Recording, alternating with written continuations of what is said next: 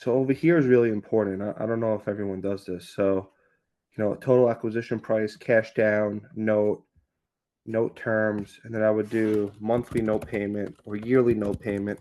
What's an ongoing interest rate, Christian? 7%, 6%, Yeah, I would say 7 these days. 7 these SBA days. is running 10.25. SBA So is a little higher. Seller exactly. finance. So yes. So seller finance, you go in the sevens. So let's say Yeah. 7, right? So 10 years, 7%, 600K. We're looking at what it's very inexpensive, $7,000 a month. I think we could do a little better. Let's this is what I crunch with the owner. Yeah, Let's just keep it. and you're probably looking at like a 7-year loan, 7, 8 years. But Yeah, even if we keep it this, right? Which the owner might want to defer because the owner bought this 30 years ago, so he's going to have a huge capital gains. So he might want to defer over 10 years. So even if we keep it like this, it's 7,000 a month. So it's 84,000 a year, right? So he's making 600 cash flow. He's making actually 617. Let's just keep him round numbers. So cash flow is currently 600. Note is 84,000. I'm just going to write it again. So after you pay the note, let me just add another line item here. Cash flow after note is 516,000. So you're making your money back in almost 1 year. After you pay your note, if this is the note term, which is phenomenal, the buyer will be making, let's even just say 500,000. 516, and he's only putting down 600,000. And not to mention this, just want to make sure the seller also is going to make $235,000 in interest. That's a great. So let me put that there too. That's a phenomenal seller interest. Yeah, I have it here too. So this is not making 1.2. He's really making 1.4 over time. 235,000. 235,981. 235,981 to be precise. I like precise. So seller total acquisition price, including interest, what? That's 1.2. So 1.435981. So this is how you sell them on the note right here. This is what you're making. This is what your real price is, guys. And you're deferring your capital gains over 10 years. So you want to take seller financing so everyone can have access to it. And when you get deals, just start making your own P&Ls as well. We should have a disclaimer on the bottom of the P&L of every P&L we make that says buyer has to do is I'll send everyone the disclaimer just so they can't say that we made this up. I think that's a really important piece, but this is good to do. This has been very helpful. John, by the way, I shot you a text. I had an identical deal in New York City, almost the same exact numbers. And I have a guy that fell through on that deal, and I just texted him, and he was interested in it. Almost the same exact numbers. If you get back to me on like the lease. I got like 5 texts from like people on the call right now. What's your name? My name is Christian. Gotcha. I see it. Yeah. Whenever you get a chance, this guy's legit. He almost bought my New York City location. It was like literally same exact numbers, a little bit higher rent. So we have offers in on this thing, guys. It's just that we have to put together something like this, a P&L, because these pizzerias don't keep track of this stuff. You know, that was the whole thing with our buyer. They were just waiting for this. They're like, yeah, get us the P&L and get us the expenses. We got to see where the money's going.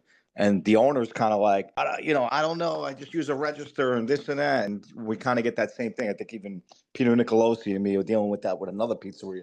The guy just prints out receipts from a register and throws them in the garbage. So now he's kind of sending us those receipts, You need the right buyer for this. My guy owns pizzerias, and he's like, he understands the type of, back of the napkin notebook record keeping. So that's the buyer you need for this. It's not going to be like a, white collar guy or finance bro that's going to buy this. It's not going to. We have a hospitality group that's looking to buy it. So they have like 40 restaurants they have and manage. So that's kind of who's looking at this. Also, the note that we got in the terms on the LOI was a 3-year loan. John, just to be, because I've seen so many of these deals, I don't think, I could be wrong. My opinion doesn't matter, but I don't think those guys are going to be able to do the due diligence here. I feel like the guy that Christian has, I know the deal Christian had. He would read through, he would look through the bills, he would look at the payroll, he would do that. The owner would like him more than he likes me. Gotcha. No one doesn't know that inside joke. Yeah, it needs to be the right. I'm telling you, it needs to be the right buyer. Like these groups and all that stuff. Like that's cool. Like the buyers are out there for sure, but you got to understand like their appetite for the due diligence is not going to match what this guy has to provide. Well, let's do it then. I'll send it over. You got it. John, it's a 10% fee, right? This one? Yeah, 10%. Correct. Nice. We have an exclusive. Also, the guy owns an ice cream shop connected with the same lease to this building. So The ice cream shop, it's a frozen yogurt shop where you do it weigh by pound, kind of like a 16 handles or something like that.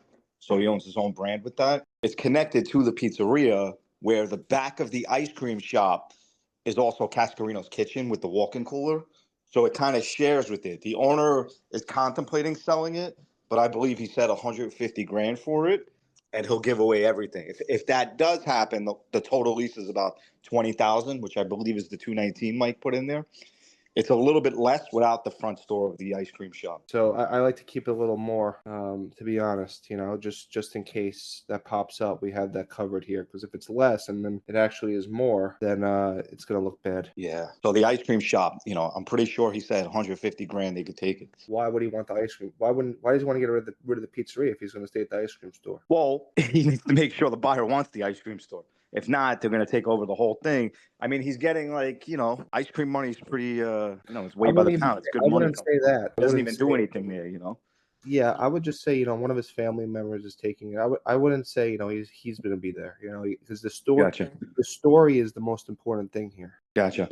So I think maybe if they want the ice cream parlor included, we'll just include that as a sale. Yeah, and that's extra revenue too, so that can make sense. Yeah, that's probably why he was pitching 3 million when it's only 2.8. He's probably to himself, the ice cream parlor is doing another 200 or maybe more. I don't know. I think he said it was actually doing 400 and the net was pretty high, 150, 200 or something. But this is helpful. I mean, this is, I hope this helped everyone today. Definitely. Michael, it's Stuart. How are you? Hey, how are you? Good. Listen, when you have a moment, can you give me a quick call about the follow-up on that Florida conference we did, the listing? Yes. Okay. Yeah, I think you have some emails that I sent, but I wanted to discuss it with you. Okay. Absolutely. I'll call you right away. Thank you. Bye. All right. Well, thank you so much for going over this, Mike. This was, I think, very, very helpful for everyone. I also have one more question. Somebody mentioned a pizzeria in Manhattan. Is that right? Christian, yeah. I don't think Christian's on the call anymore. All right, I'll reach out to him because I have a buyer that's looking for Manhattan. He owns a very well-known pizzeria that's blowing up on social media. He's looking for more what's that neighborhood called by Flatiron? It's north of the park there. I forgot what it's called. NoHo? Is it NoHo? No. North of Madison Park? Yeah, north of Madison. What is that called? Yeah, it's a little north of Flatiron, yeah.